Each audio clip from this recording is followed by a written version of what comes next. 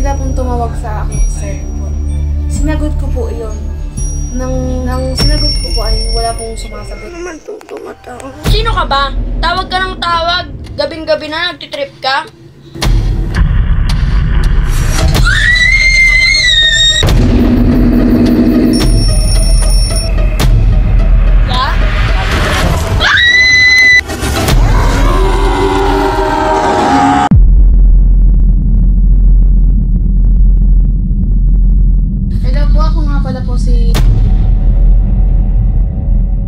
Monica Olario, nakatira po sa lungsod ng Masbate. Anong mga karanasan mo tungkol kay Claire? Naiinggit po ako sa mga klase ko dahil ako lang po ang walang cellphone at sila po yung meron. Hindi po ako sa mama ko ng bagong cellphone dahil urong po ako ng gabing yun. Tapos may bigla pong tumawag. Pero bigla ko pong natandaan ng sinabi ni Siri na wag daw po ako basta-basta sasagot ng tawag na hindi ko kilala. Pero Binila ko ni mama ng bagong phone. Tiga mo. ay siya, anong cellphone yan? Second, iba pang mayaman siya. Pero ito best at tandaan mo. Huwag kang basta sasagot ng ibang tawag na hindi mo kilala. Sige. Tara na. Sige, uwian tayo. Pero sinagot ko na lang po dahil gabi na nun.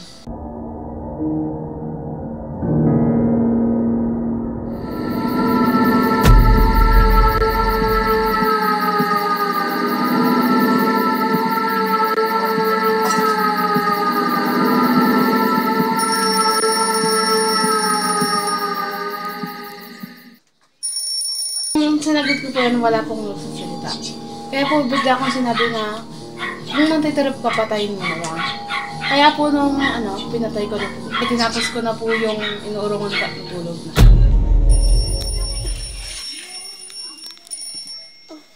Bato. Ang oras na. Pinatay.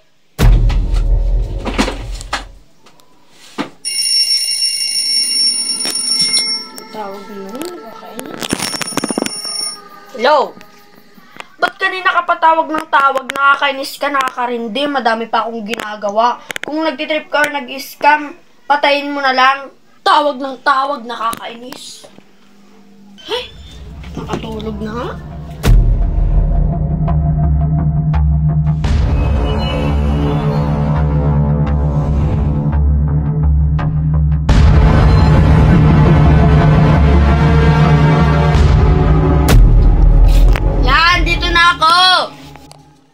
Sige, maglatag ka na dyan. Ay, nakakatulog na. Nakakatulog na ako, Diyos ko. Ay. Oh my God, for the tulog!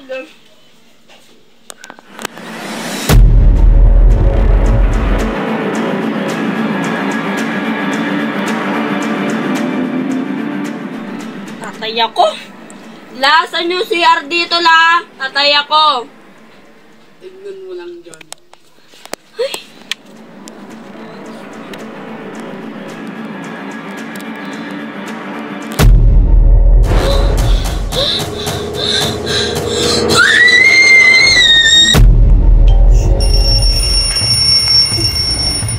Naman itong tumatawag.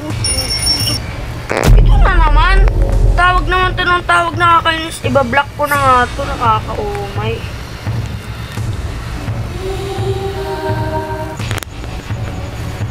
Yan, dyan ka po. Yan, dyan ka po.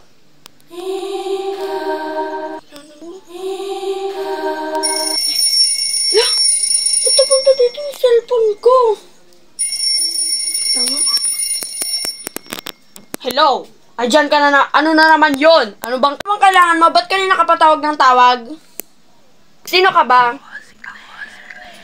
Tawag ka ng tawag? Nagtitrip ka ba? Ako si Claire.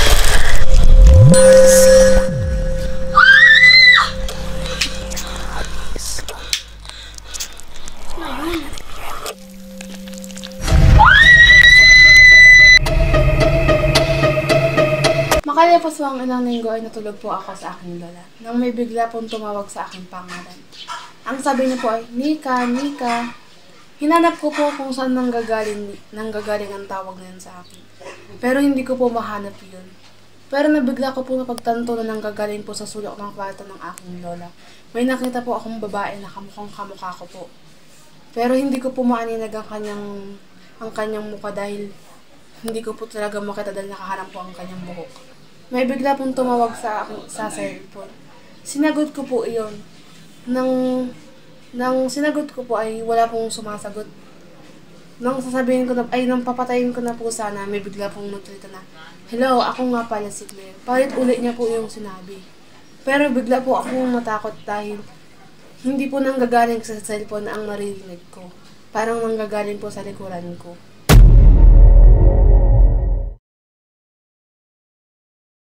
Anong mga karanasan mo kay Claire?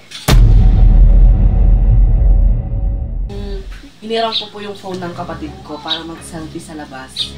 Gabi na po kasi noon, tapos hindi ko po alam kung hindi po ako makakatulog. Then lumabas na lang po ako at naghanap ng signal para mag-picture-picture, ganun may pang may day man lang.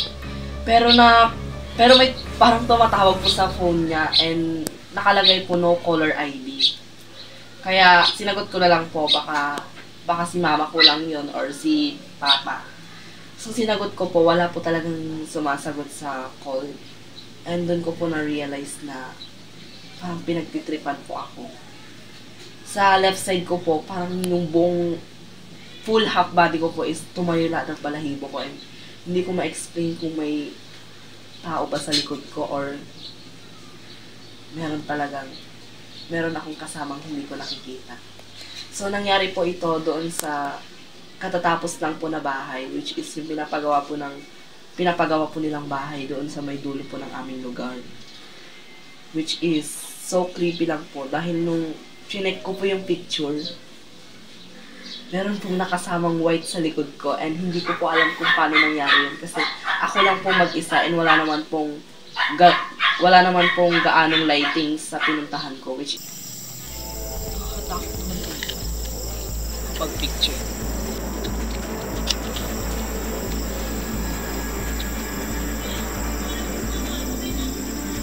May tao ba dyan?